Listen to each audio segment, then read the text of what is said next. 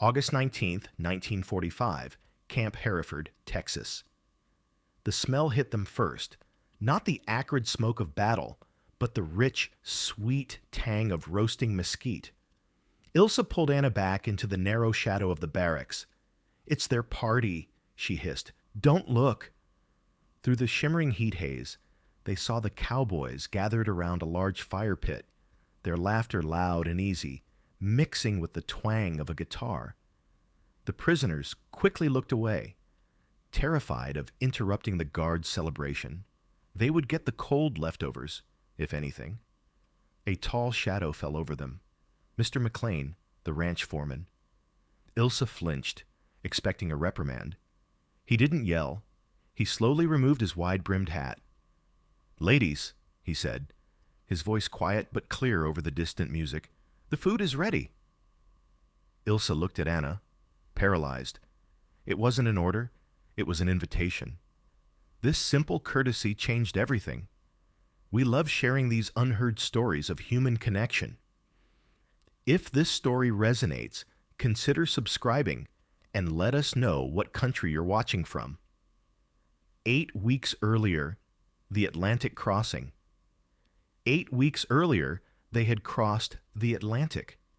The crossing itself was a gray, featureless misery, a void between the sharp terror of capture and the looming uncertainty of America.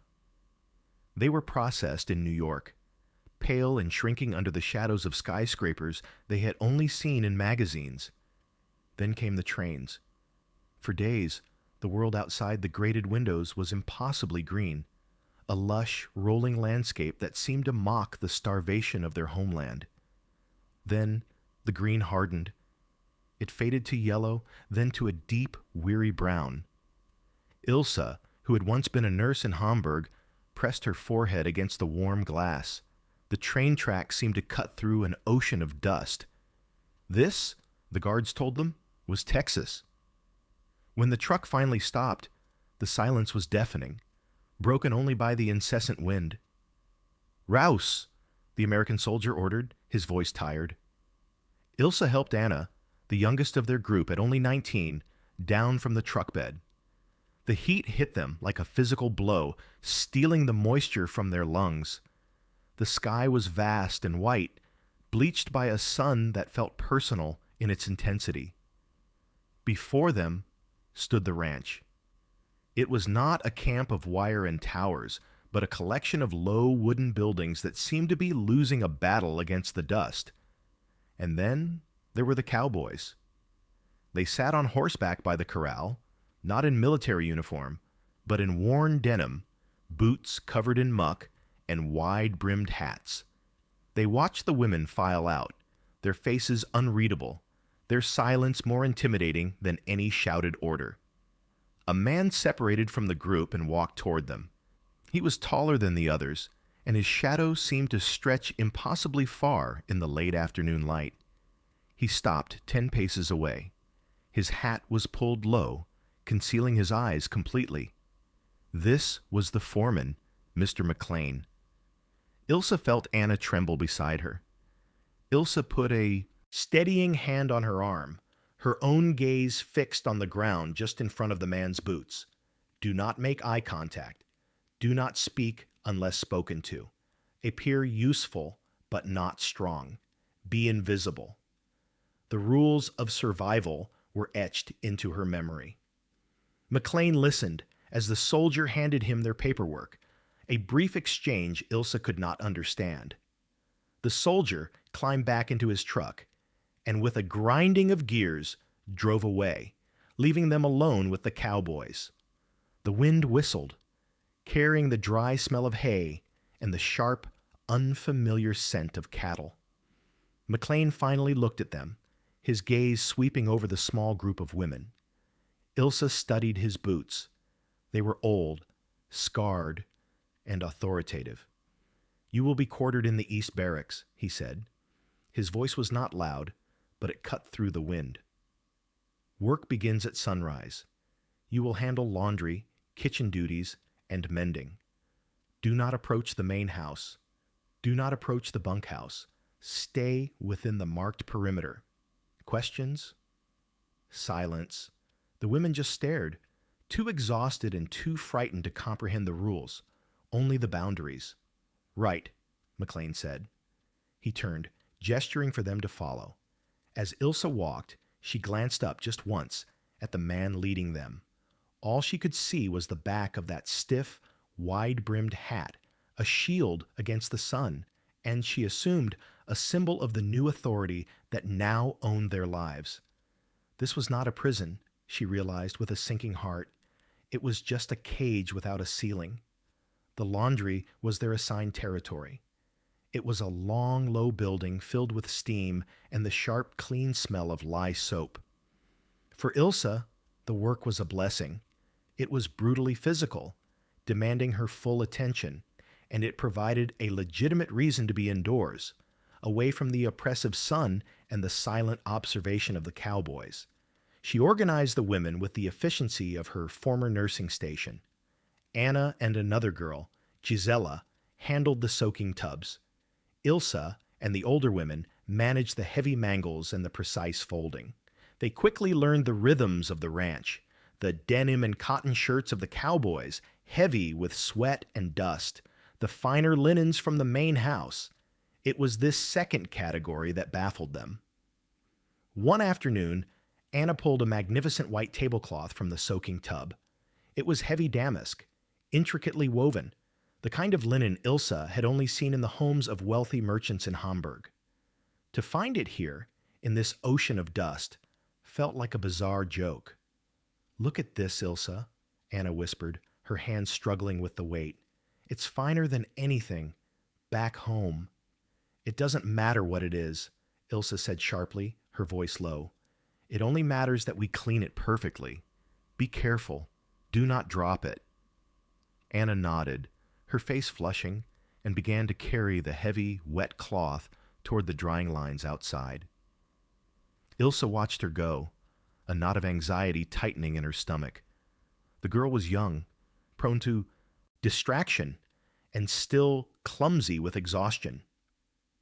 Ilsa turned back to the mangle, feeding a sheet into the rollers, when she heard the small, sharp gasp. She looked out the doorway. Anna was frozen. The white tablecloth lay puddled in the brown mud directly in the path between the laundry and the main house, and standing over it, his shadow falling across the soiled linen, was Mr. McLean. Ilsa's blood ran cold. She rushed outside, wiping her damp hands on her apron. "Sir?"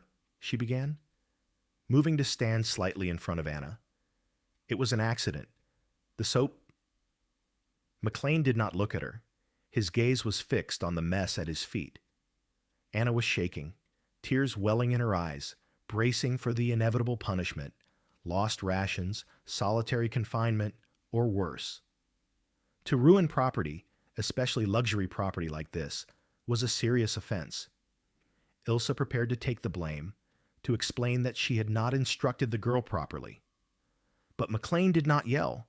He did not call a guard. Slowly, deliberately, he bent down. He gripped the edge of the tablecloth, lifted the heavy, ruined linen from the mud, and began to shake it out. The wet thwack of the fabric snapped against the silence.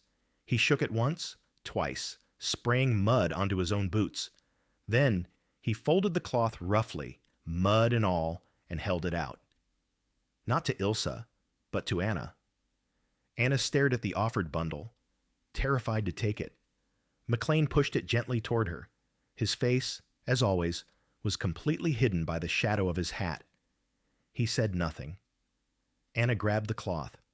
McLean touched the brim of his hat, not a tip, just a bare acknowledgement, and walked away toward the corrals. Ilsa and Anna stood motionless, the dripping tablecloth between them. There had been no anger, no reprimand. Ilsa had been prepared for fury, for threats, for anything but this quiet dismissal. The absence of punishment felt like a vacuum, a new kind of psychological pressure she could not understand. It was more unnerving than any shouted command. The incident with the tablecloth settled into an uneasy quiet. There was no reprisal. The rhythm of the laundry, soak, scrub, mangle, fold, resumed, but Ilsa's mind was no longer entirely on the work. During their short, supervised breaks in the shade behind the laundry, she began to study their captors. They were not soldiers. They carried no rifles, only ropes and, occasionally, a pistol worn low on the hip, which Ilsa noted was always pointed at the ground, never at them. They were, first and foremost, workers. They rose before the sun, long before the women were called from the barracks. Ilsa could hear the distant shouts and the pounding of hooves as they moved the great herds of red cattle from one pasture to another. They mended fences under the same white sun that blistered the women's skin. They returned at dusk, coated in a uniform layer of grime, their faces streaked with sweat. They seemed to exist in a separate universe, one defined by horses, leather, and dust. The defining feature of the cowboy was his hat. It was not a uniform cap, but a personal object, stained and shaped by sweat and wear. They wore them constantly, pulling the brims low against the sun. The hats made them anonymous, featureless silhouettes against the blinding Texas sky. They were a constant, silent presence at the edge of the women's perimeter, but their faces remained a mystery. This professional indifference was a new form of terror. Ilsa understood cruelty. She knew how to navigate loud, angry men whose intentions were clear. She did not know what to do with men who simply worked. They did not leer. They did not taunt.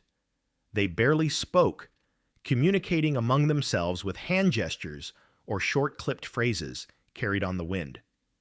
When they did look at the women, it was with the same brief, assessing glance they gave the sky or the cattle, checking that things were where they were supposed to be. One sweltering afternoon, Ilsa was hanging sheets on the line. From her vantage point, she could see the holding pens near the main barn. A young cowboy, one she hadn't seen often, was kneeling in the dust. He had cornered a small, struggling calf. Ilsa froze, expecting a demonstration of the brutality she knew must be hiding beneath the silence. The cowboy had a knife, but he didn't use it as she expected. He spoke to the animal in a low, crooning murmur, the same tone one might use for a frightened child. The calf, which had a deep, bloody gash on its hind leg, slowly quieted under his touch. The cowboy gently cleaned the wound, applied a dark salve from a tin, and then, with practiced hands, wrapped the leg in a clean bandage. He stroked the animal's neck for a long moment before nudging it back toward its mother. He stood, wiped his hands on his denim trousers, and replaced his hat, plunging his face back into shadow. Ilsa quickly turned back to the sheets, her heart pounding in a strange, unfamiliar way. It was an act of simple, practical care. It was not for show. He could not have known she was watching. This quiet act of husbandry contradicted every piece of propaganda, every ingrained belief she held about the enemy. They were taught that the Americans were gangsters, crude and violent. This man had just shown a tenderness she had not seen in years, not even among her own people in the end. She finished hanging the sheet, the wind snapping the canvas like a sail. The enemy was supposed to be a monster, but what, she wondered, do you do with a monster who bandages a wounded animal? The change began not with a sound, but with a disturbance in the routine. A truck arrived on a Thursday. Supplies usually came on Tuesdays. Ilsa, sorting mended denim shirts, paused. The truck was not military. It was a dusty civilian flatbed. She watched from the laundry window as the Cowboys, who usually moved with economical slowness, gathered by the main house with an energy Ilsa had not seen before. Their laughter carried on the wind, not the short, dry chuckle she was used to, but loud, unrestrained bursts of sound. Then they began unloading. First came crates of dark green bottles, clinking together. Beer. Ilsa felt a cold prickle of apprehension. Then came sacks of flour, potatoes, and beans, far more than the ranch's usual allotment. Finally, two of the cowboys heaved heavy parcels wrapped in white butcher paper off the truck. They were stained dark red at the corners. Meat. An astonishing amount of meat. Gisela, an older woman who had lost two sons on the Eastern Front, joined Ilsa at the window. "A celebration," Gisela whispered, her voice brittle. "They have won another battle." The logic was immediate and terrifying. Ilsa had seen it before. Victory on the front meant arrogance and cruelty in the camps. Drunken soldiers, flushed with triumph, were the most dangerous animals of all. They celebrated, and those under their control paid the price. "Get back to work," Ilsa ordered, her voice sharp. The women scattered from the windows, but the atmosphere in the steam-filled room had changed. The air was no longer just hot. It was thick with dread. Later that afternoon, the activity intensified. Ilsa, carrying a basket of folded linens toward the drop-off shed, kept her eyes down, but she could not block the sounds. The rhythmic thud of an axe splitting wood, the clang of metal on metal. She risked a glance. Behind the main house, in a clearing she had not paid attention to before, McLean was supervising. He stood with his hands on his hips, his posture unchanged, his hat pulled low.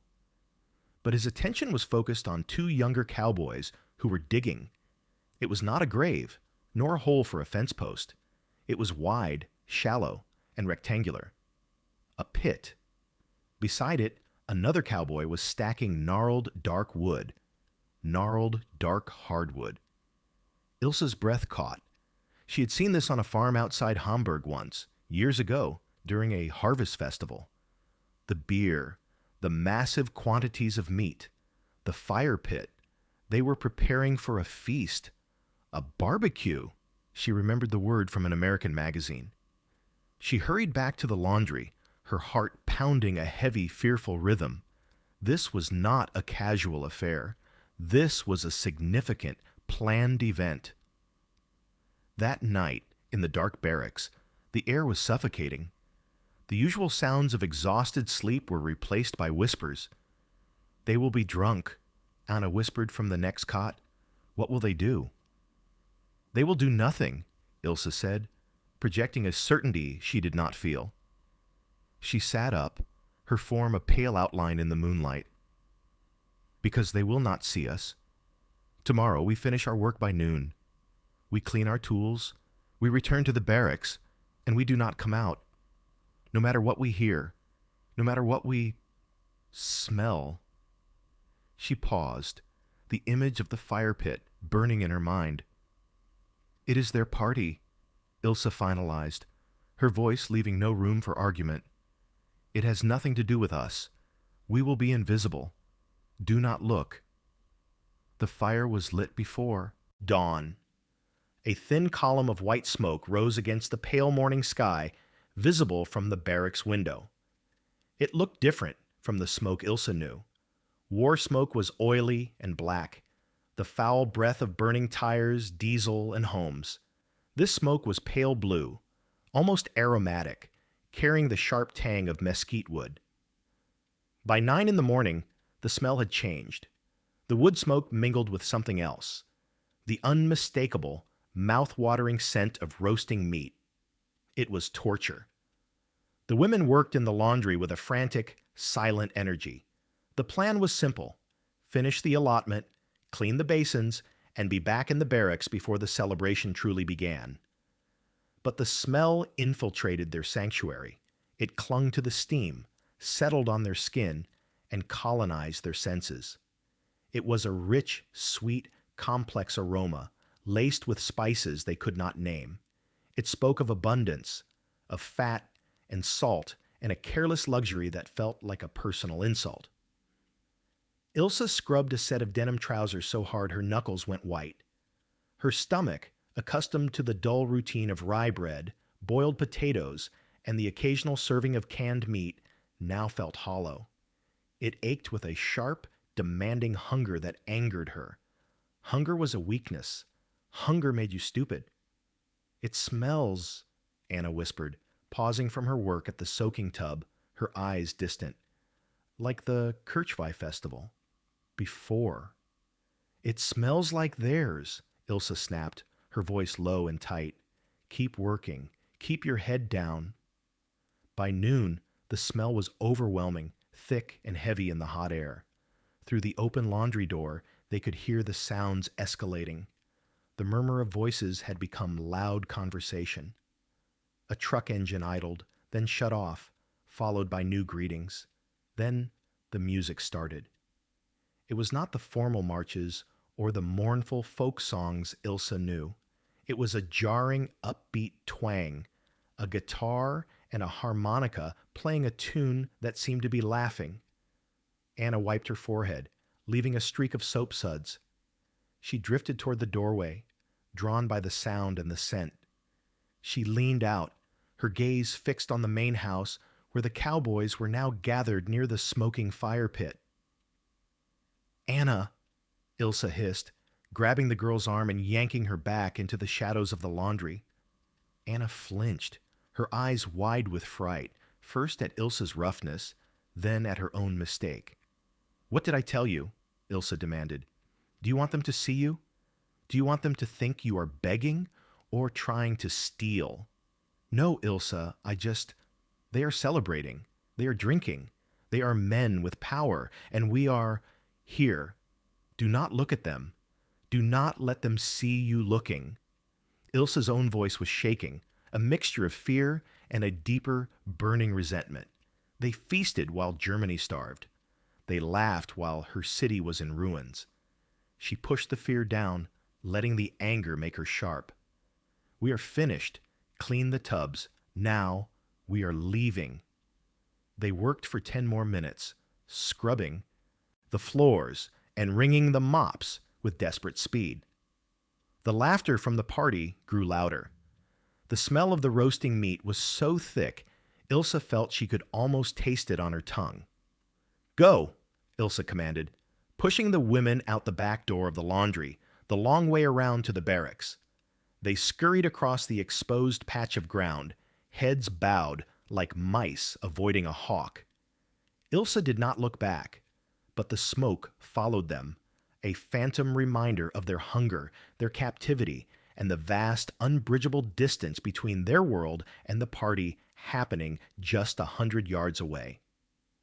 They reached the corner of the barracks, the dark shadow of the eaves offering a sliver of safety. The door was only 20 feet away. Ilsa, her back pressed against the rough wooden planks, counted them silently.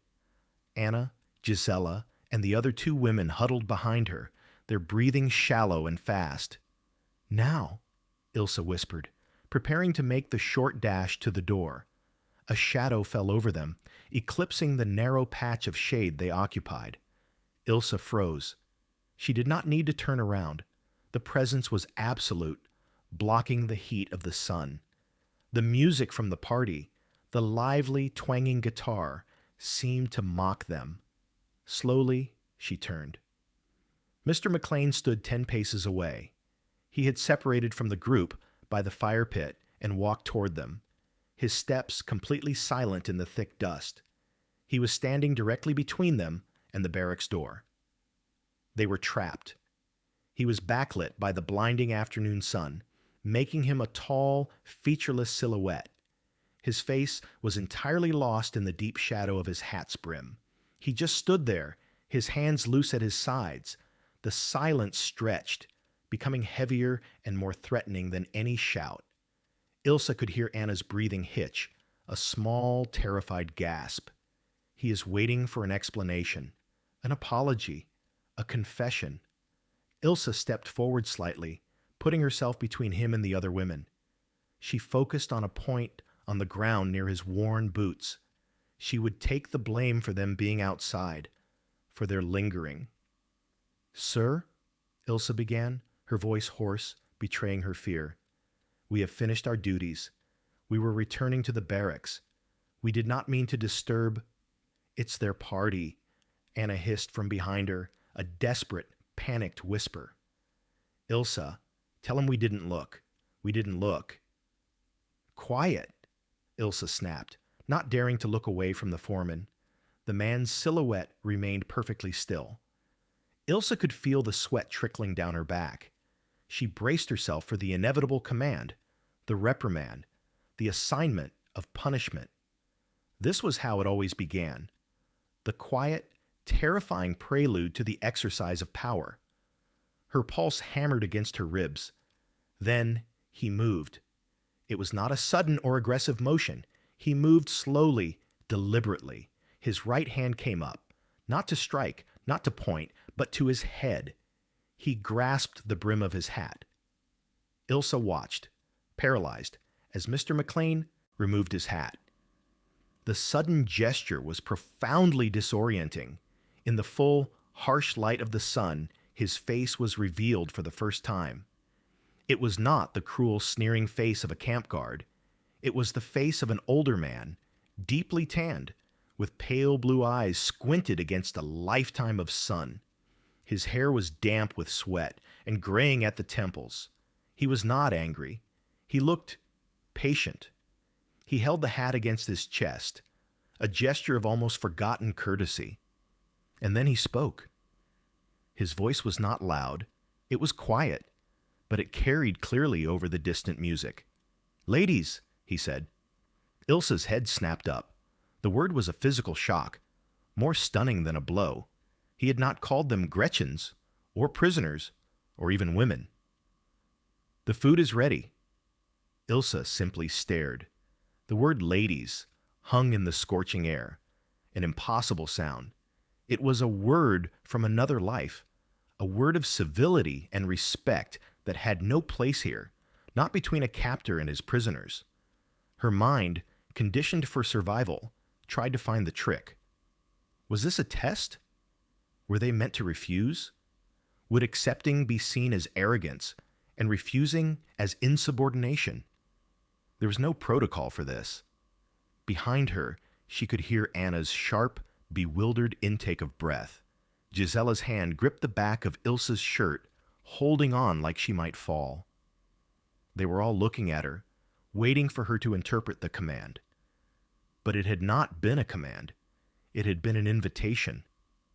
McLean stood patiently, his hat held respectfully against his chest. With his eyes now visible, he no longer seemed like a faceless symbol of authority. He was just a man, squinting slightly, waiting for an answer. The silence, which only moments before had been filled with Ilsa's fear, was now simply awkward. The distant guitar music, which had been the soundtrack to her anxiety, now just sounded like music. He seemed to understand their paralysis. He cleared his throat, shifting his weight. "The wife's been cooking all morning," he said, his voice softer now. "She'll be offended if it gets cold." He gestured with his head toward the fire pit, where a woman in a floral apron was indeed watching them. "No one's eating till you join us." It was a lie, Ilsa knew. A polite, social lie. The kind of lie one told guests in their home to make them feel welcome. That realization was, in its own way, more disarming than the invitation itself. He was not forcing them. He was trying to put them at ease. Ilsa looked at Anna, then at Gisela. Their faces were mirrors of her own confusion, pale and wide-eyed. They had been prepared for cruelty, for indifference, for violence. They had no defense against basic human decency. To be treated as human beings, as ladies, was a more profound shock to their system than the transatlantic crossing. It stripped them of their role as the enemy and left them, as just women, standing hungry in the dust, invited to a party. Ilsa's training, her discipline, her carefully constructed walls of fear and resentment, they all offered her no guidance, but her older, deeper instincts, the etiquette of a life before the war, finally surfaced. You do not refuse a host who has invited you politely. She felt her body make the decision before her mind did. She gave a short, stiff nod, a gesture so small it was almost imperceptible. It was enough. McLean's shoulders relaxed. He put his hat back on his head, the familiar shadow falling once more over his eyes, returning him to the role of foreman. But the spell had been broken. "This way, then," he said, turning his back to them, a sign of trust that was not lost on Ilsa, and walking toward the fire. Numbly, Ilsa took the first step. She felt Anna grab her hand. Together, the small group of German prisoners walked out of the shadows and into the impossible light of the American party. Walking behind Mr. McLean felt like crossing a minefield. The 10 yards separating the shadow of the barracks from the orbit of the fire pit seemed to stretch for a mile. As they stepped into the clearing, the twanging guitar faltered into silence. The easy, loud laughter of the cowboys ceased, cut off as if by a switch. Every man turned. They looked at the small, bedraggled group of women, then at McLean, and then back at the women. Their faces were not hostile, but they were not welcoming. They were blank, surprised, and deeply curious. The silence was absolute, thick with a new social tension that was almost as unbearable as the fear had been. Ilsa stopped, and the other women instinctively huddled behind her. They were in the party, but painfully, obviously not of it. A long trestle table was laden with bowls of food Ilsa could not identify. Yellow salads, dark beans, fluffy white biscuits. The air was heavy with the rich, sweet smoke from the barbecue pit, where a massive rack of meat rested, glistening. Ilsa's hands instinctively clasped behind her back, her body reverting to its rigid prisoner posture. She looked only at the ground near her feet. Were they supposed to serve themselves? Were they supposed to wait? In her world, there was always an order, a clear hierarchy, a command to be obeyed. Here, there was just expectation. To be stared at while starving was a familiar humiliation. To be stared at while being offered a feast was a new and paralyzing one. A woman in a floral print apron, whom Ilsa had seen watching them from the main house, wiped her hands on a cloth and walked over. She was shorter than her husband, with a kind, sun-weathered face and the same pale blue eyes. She did not look at them with pity or suspicion, but with the harried efficiency of a host whose timing was being disrupted. "Well, don't just stand there," the woman said, her voice brisk but not unkind. "You must be starved." She grabbed a sturdy porcelain plate from a stack. "Let me fix you one. I'm Mrs. McLean." She did not wait for an answer. She moved down the table, scooping potato salad and dark, sweet-smelling beans onto the plate. "You'll like the brisket," she said, more to herself than to them. A cowboy by the pit, understanding the gesture, used a large fork to lift a heavy, sauce-covered slice of meat onto the plate. Mrs. McLean returned and handed the plate to Ilsa. It was heavy, and the heat radiated through the porcelain into Ilsa's cold hands. It was more food than she had seen in one place in 3 years. "Go on," Mrs. McLean said, nodding toward a wooden bench set slightly apart from the main group under the shade of a cottonwood tree. "Eat before the flies get it." Numbly, Ilsa walked to the bench and sat. The others followed, each quietly accepting a plate from Mrs. McLean. They sat in a row, like birds on a wire. Ilsa picked up the fork. She cut a small piece of the meat. It was unbelievably tender, falling apart. She put it in her mouth. The flavor was explosive, smoky, sweet, and rich. It melted on her tongue. It was the most delicious thing she had ever tasted. A profound, agonizing wave of guilt washed over her, so strong it almost made her choke. She thought of her mother in Hamburg, sifting rubble for potato peels. She thought of the hollow-eyed children in the transport trains, and here she sat, a prisoner of war, eating a feast. It felt like a deep, unforgivable betrayal. She forced herself to swallow. Beside her, she heard Anna let out a small, quiet sob, quickly stifled as she ate with tears streaming down her face. As they ate, the party slowly, hesitantly restarted. The Cowboys, taking their cue from McLean, turned back to their own conversations. The guitar began to play again, softer this time. They were being pointedly ignored, a strange and unexpected social courtesy. They were being allowed to eat in peace. Ilsa focused on the plate. She ate every bite. The daily routine resumed its rigid structure. The women woke. They worked in the laundry. They ate their standard rations, and they returned to the barracks.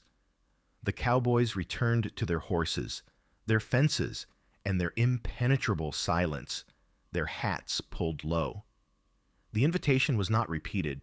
The meal became a strange, surreal memory, a fever dream of smoke and kindness. But Ilsa could no longer see them as faceless monsters. The anonymity of the uniform, or in this case, the hat, had been broken. She knew the color of McLean's eyes. She knew the brisk efficiency of his wife. A few evenings later, Ilsa was making a final trip to the laundry shed to retrieve a needle she had left behind. The sun was setting, painting the sky in violent streaks of orange and purple. The air was cooling, and the ever-present wind carried voices from the porch of the main bunkhouse. She froze instinctively, pressing herself into the shadow of a water trough. It was McLean's voice, low and steady, and the sharper, angrier tone of a younger cowboy. "It just ain't right, Mac," the young man said, his voice tight, with an emotion Ilsa recognized immediately. Righteous indignation. "My brother's in Bastonia, eating frozen K-rations in a foxhole, and we're throwing a party for them? Serving 'em brisket?" Ilsa's heart clenched. This was the logic she understood. This was the hatred she had been expecting. The kindness had been an aberration, and now the correction would come. She knew what followed: suspicion, stricter rules, punishments for imagined slights. The brief warmth of the barbecue vanished, replaced by the cold, familiar dread. "They're Nazis, Mac," the young cowboy pressed on, his voice rising. "You read the papers. You know what they're doing over there." There was a long pause. Ilsa could hear the creak of McLean's rocking chair on the porch boards, back and forth, back and forth. The smell of cold ashes drifted from the barbecue pit nearby, the ghost of the party. When McLean finally spoke, his voice was not defensive or angry. It was weary and final. "I read the papers, kid," McLean said quietly. "I know what they are. I also know who I am." The rocking stopped. "Those women are prisoners of war, assigned by the Army to this ranch. They are doing the work I assign them. They are on my land." He leaned forward, and his voice dropped, but Ilsa heard every word. "And on my land, we feed people who work. I don't give a damn what hat they were wearing when they got here. That's my rule, not the Army's." The young cowboy muttered something Ilsa couldn't catch, but the anger had dissipated, replaced by a sullen compliance. The screen door of the bunkhouse slammed shut. Ilsa remained frozen by the trough long after McLean had gone inside. She had assumed the barbecue was a function of policy, a bizarre and incomprehensible American rule. She had been wrong. It was not policy. It was personal.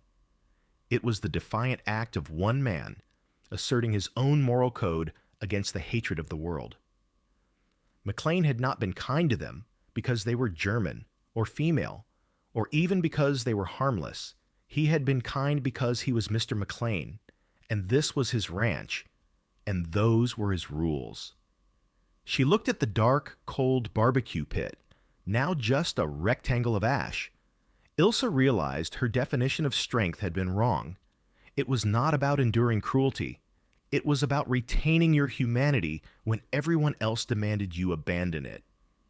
She turned and walked back to the barracks.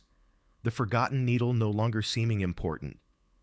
The war in Europe ended with a tinny announcement on a radio Ilsa could barely hear from the laundry shed. Victory. It felt distant, unreal, an event happening on another planet. The routines on the ranch did not change. The sun still rose. The cattle still needed moving. The laundry still piled up. But the atmosphere softened, like a clenched fist slowly uncurling. The cowboys spoke to them occasionally. A good morning, a careful with that. The hatred the young cowboy had voiced seemed to have evaporated, replaced by a weary relief that the dying was finally done. Then, months later, the new orders came. They were going home. Repatriation. The word itself was a complex weight. Home was no longer Hamburg. Home was a field of rubble, a nation defeated and divided. They gathered in the pre-dawn chill, the same way they had arrived, waiting by the main road for the army truck that would take them to the first processing center. They carried nothing but the few possessions they had been issued and the clothes on their backs. Ilsa looked out over the ranch. The brown ocean of dust, which had once seemed so alien and threatening, now felt familiar. She watched the sliver of orange light appear on the horizon. Anna stood beside her, no longer the terrified girl who had dropped the tablecloth. She was thinner, but her eyes were steady. "I'm afraid, Ilsa," Anna whispered. "I know," Ilsa said. "So am I." They heard the rumble of the truck approaching from the main road. The engine idled, and the same tired-sounding soldiers they remembered began loading them, checking names off a list. As Ilsa waited her turn, she saw movement at the main house. Mr. McLean emerged from the porch. He was not wearing his work denim, but a clean shirt. He walked toward them, moving with the same unhurried pace. He stopped near the front of the truck, not speaking to the soldiers, just watching. Ilsa was the last to climb in. She settled onto the hard wooden bench, the truck bed smelling of diesel and old hay. She looked back at the foreman. He stood alone, the rising sun just beginning to catch the dust around his boots. He looked, as he always had, like a permanent fixture of the land. As the engine roared to life and the truck began to pull away, he did not wave. He did not call out. He simply slowly brought his hand up to his head, grasped the brim, and removed his hat. He held it against his chest, the same gesture of profound, unthinkable courtesy he had shown them on the day of the barbecue. His graying hair was illuminated in the morning light.